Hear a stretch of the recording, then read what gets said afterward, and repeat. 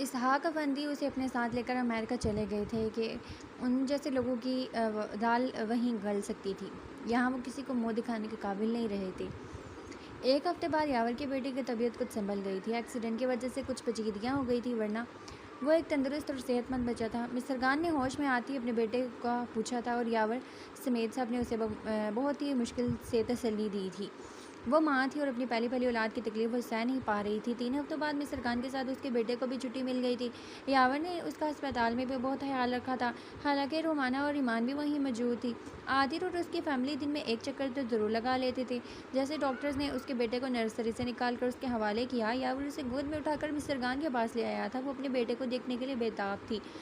अब तक तो उसके जख्म भी काफ़ी हद तक बढ़ चुके थे। यावर ने उस नन्ही सी जान को मिस्टर खान की गोद में डाला तो मिस्टर खान की आंखों से बेहतियार आंसू छलक पड़े। उसे अपनी अम्मी और बाबा दोनों बेहद याद आने लगे थे। वो उस नन्हे शहजादे को बार बार चूमने लगी। बेटा, क्या अमीला शोहर को ही भूल गई? यावर अपना गिला करना नहीं भूला था। आपको मैं कैसे भूल सकती हूँ? ये मेरे दिल का टुकड़ा है और आप मेरे दिल की धड़कन। मिस्टर खान की इतनी खूबसूरत इजहार पे यावर की आंखें हल्की सी नम हुई थी। वो जानता था कि मिस्टर खान उसके लिए क्या महसूस करती थी।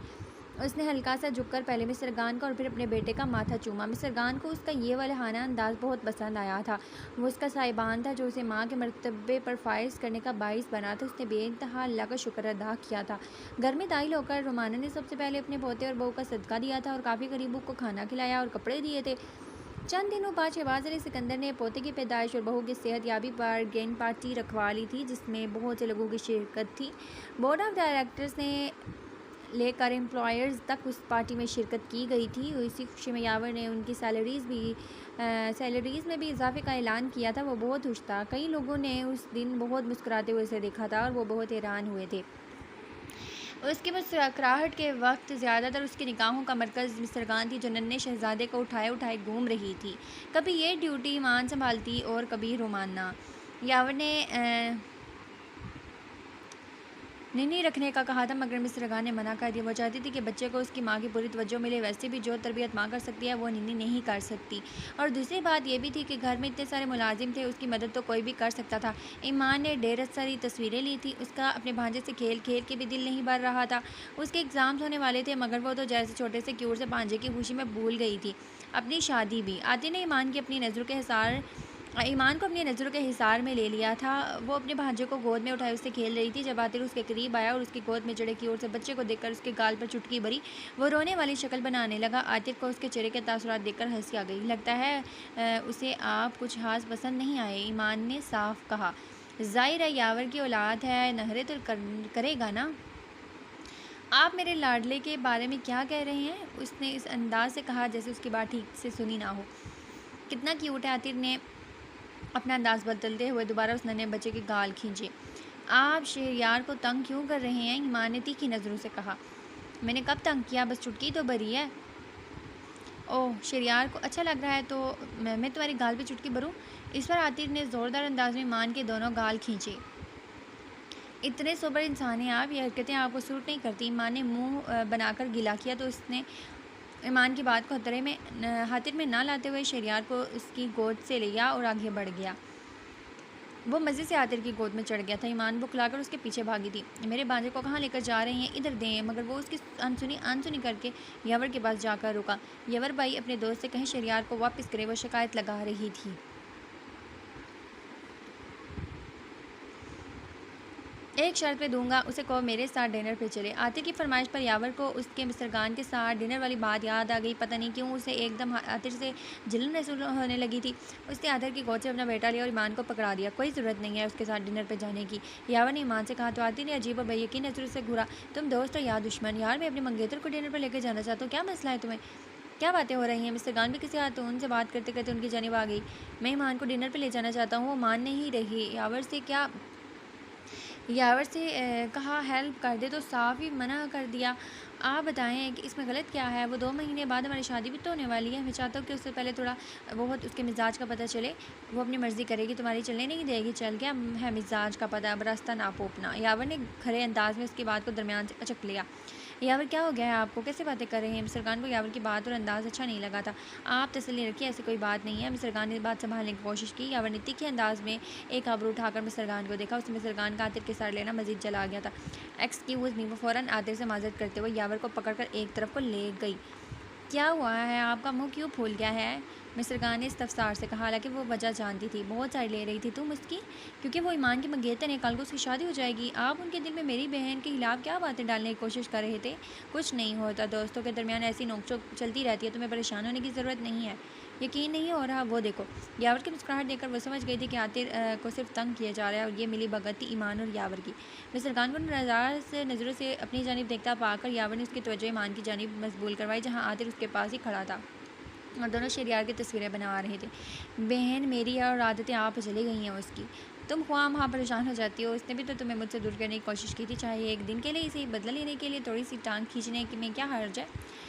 2 माह बाद ईमान की शादी हो गई थी। रुमाना ईमान की शादी के 2 हफ्तों बाद वापस चली गई थी। इसहाक अफंदी ने दोबारा पाकिस्तान का रुख नहीं किया था। शहबाज अली सिकंदर आजकल स्पेन में होते थे। यावर का बिजनेस दिन ब दिन मजीद बुलंदियों को छू रहा था। बिलाशुबा वो एक जहीन बिजनेसमैन और शानदार शख्सियत का मालिक था। ईमान और आतिर 1 महीने के लिए हनीमून मनाने ईमान की फरमाइश पर मिस्र गए थे।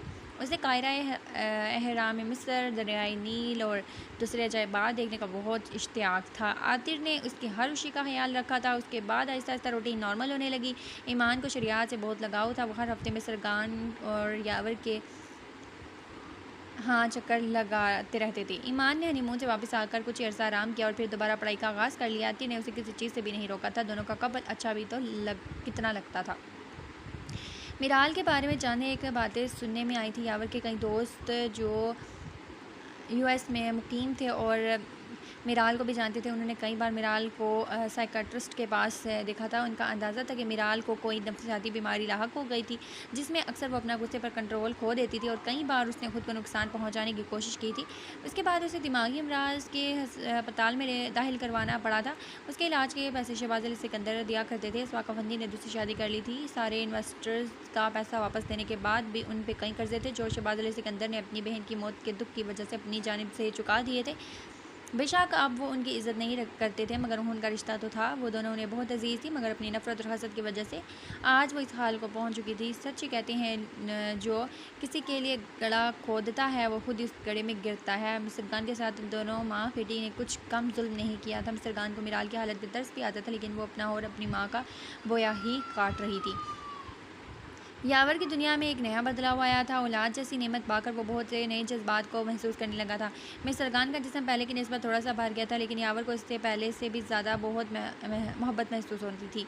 ज़िंदगी पहले की निस्बत हंसी पुरसकून हो गई थी और मसरूफियात भी बढ़ गई थी। मिस्टर खान और यावर शरियार के साथ 1 महीना स्पेन और इटली भी गुजार कर आए थे।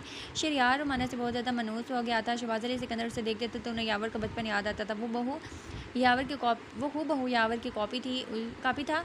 उसकी ना सूरत यावर जैसी थी, बल्कि मिजाज और आदतें भी यावर से मिलती थी। वो अपने बाप की तरह ज़हीन और चीज़ों को जल्दी सीख लेने वाला बच्चा था।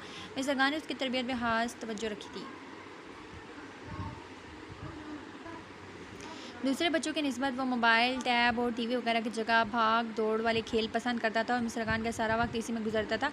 उसे हर अच्छी बुरी बात का फ़र्क बताना, चीज़ों को उससे दूर रखना और उसका ध्यान से सेहत अफ़ज़ा चीज़ों की तरफ लगाना मुश्किल तो था, मगर नामुमकिन नहीं था। काफ़ी हद तक वो इन सब में कामयाब भी रही थी।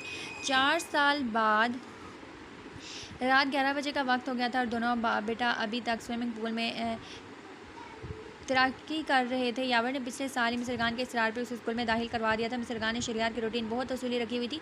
कुछ अमल दखल उसमें यावर का भी था। 10 बजे तक शरियार को रोज़ाना सुला दिया जाता था, लेकिन आज वो यावर के साथ था और अभी तक जाग रहा था। ये आशी अगले दिन इतवार होने की वजह से मनाई जा रही थी। जब मिस्टर खान कमरे में दाखिल हुई तो कमरा बिल्कुल खाली था। पूल की जानिब से हंसने की आवाज़ें आ रही थी। मिस्टर खान ने पूल साइड का रुख किया। यावर और शरियार दोनों ने शॉर्ट्स पहनी हुई थी और पूल के अंदर खेल रहे थे। शरियार एक स्विमिंग में था जो पानी में डूबने से बचाए रखता था। यावर भी साथ ही था, मगर फिर भी एहतियात रखी गई थी, वो अभी छोटा ही था। आप दोनों का खेल मुकम्मल हो गया हो तो भाई निकल आए, रात बहुत हो गई है। मिस्टर खान ने डांटने की कोशिश की। डैड मुझे तैरना सिखा रही हैं। मॉम आप भी आ जाए, बहुत मज़ा आ रहा है। शरियार को अब अच्छा लग रहा था और उसका बाहर निकलने का मूड नहीं था। यही हाल यावर का भी था। अपने बेटे के साथ वो कहीं से भी Sikandar group of companies owner नहीं लग रहा था। जब वो शरियार के साथ होता था तो उसकी मुस्कुराहट के साथ उसकी हंसी भी सुनाई देती थी। यावर प्लीज़ आप तो ख्याल करें, बाहर आएँ आप दोनों। मिस्टर खान ने फिर उन्हें बाहर बुलाना चाहा। क्या ख्याल है, आपकी मोम को भी स्विमिंग करवाएं? शरारत से यावर ने अपने बेटे को देखते हुए कहा तो वो एक्साइटेड होकर इस बात में सर हिलाने लगा। वो अपने बाप को वो गौर से देख रहा था, जो आहिस्ता से पुल की सीढ़ियाँ चढ़ते हुए मिस्टर खान की तरफ जा रहा था। यावर मिस्टर खान के बिल्कुल मुकाबले खड़ा हो गया था। शरारत से मुस्कुराते हुए उसने मिस्टर खान को देखा। मिस्टर खान इसका इरादा भांपते हुए दूसरी जानिब भागी थी, लेकिन उसके भागने में ज़रा सी देर हो गई। यावर ने उसे पुल में धक्का दे दिया था और खुद भी दोबारा पानी में कूद गया।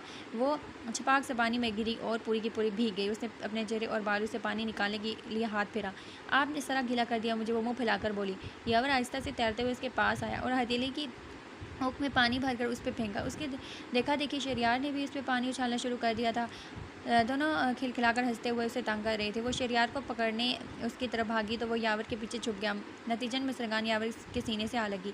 क्यों बच्चे पे गुस्सा निकाल रही हो? यावर ने उसे अपने बाजू में घेर लिया। वो अब भी बाप के पीछे छुपा था और मिस्टर खान पे पानी छिलकाने से बाज नहीं आ रहा था। आप शायद देकर बिगाड़ रहे हैं इसे। बिगड़ने दो, शादी के बाद खुद सुधर जाएगा मेरी तरह। आप कहाँ सुधरे हैं, मज़ीद बढ़ गए हैं आप। यावर हंसने लगा। इतनी प्यारी फैमिली मिले तो थोड़ा सा बिगड़ने में क्या हर्ज है? थोड़े कहाँ अच्छा से बिगड़े हैं आप, मिस्टर खान ने महज मजाक की नीयत से कहा। आपकी मॉम मुझे बिगड़ा हुआ कह रही हैं? देख, वो मिस्टर खान को रहा था और कह शहरियार से रहा था। Dad is my hero mom, Shahriar ने मिस्टर खान से कहा, फिर यावर के गले लगा। लव यू डैड, इधर आओ ज़रा। सारा लव डैड के लिए है, मॉम तो बस यूं ही है ना। मिस्टर खान ने उसकी नकल उतारी, उसे पकड़ने को लपकी तो वो पानी में टांगे चलाता हुआ फिर से यावर के पीछे छुप गया। But dad love you more mom, लेकिन डैड आपसे ज़्यादा प्यार करते हैं, वो यावर के पीछे छुपता हुआ शरारत से मिस्टर खान को कह रहा था। मिस्टर खान उसे पकड़ने की कोशिश कर रही थी और यावर मिस्टर खान को। तीनों एक दूसरे के साथ हंस रहे थे, खेल रहे थे और ज़िंदगी की एक और पुरौनक और खुशियाँ भरी रात इंजॉय कर रहे थे। इस रात काफ़ी देर तक उन तीनों की शरारतें आसमान पर फैले तारों ने भी देखी और वो भी उनके साथ मुस्करा रहे थे। यादों में रक्स कर, ना तो ख्वाबों में रक्स कर, तू ताहयाता मेरी बाहों में रक्स कर। सो गाइज़, आज यहाँ पे ये नावल एंड हुआ है। अब हम अगले सब्सक्राइबर की रिक्वेस्ट को पूरा करेंगे इंशाल्लाह।